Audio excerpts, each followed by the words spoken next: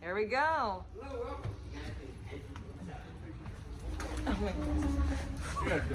Oh, thank you. Look at this. Okay, here we go. I'm about to enter this submarine, sorry. I keep on saying subway, it's not a subway. It's an actual submarine. Oh my gosh. Here we go. I'm getting on. Yeah, let's do this. Thank you. Yeah.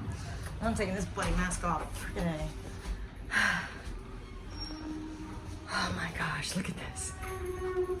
Jeez. This is amazing.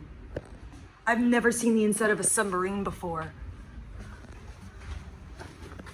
This thing is huge. Wow.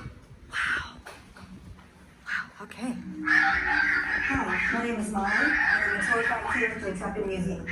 We're about to explore the former USS Growler, a guided missile submarine that served during the Cold War. I'd like to share some background on Growler to prepare you for your visit and give you a better understanding of this submarine's significance. By the time I'm finished, you'll be ready to enter the submarine. Growler served with the U.S. Navy from 1958 through 1964 during the height of the Cold War between the United States and the Soviet Union. Growler represents an early effort by the Navy to use submarines as launch platforms for nuclear missiles. Growler carried 4 Regulus I cruise missiles. The Regulus I missile was essentially a radar-guided jet aircraft that carried a nuclear warhead. Each missile had a maximum range of 500 miles and was powerful enough to destroy an area as large as New York City. Growler was a key part of the United States nuclear deterrence strategy.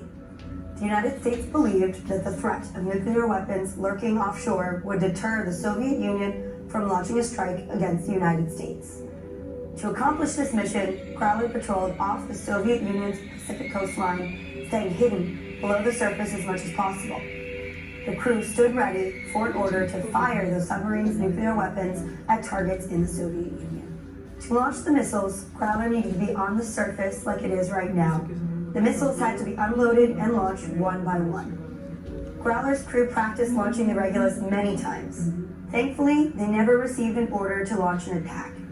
Many crew members believed that if they launched a missile, they would be quickly discovered and destroyed by the enemy. They lived with this risk every day while on patrol. Growler's longest time on patrol was 72 days. 2 months at sea may not sound so difficult, but on a submarine, it's a different story.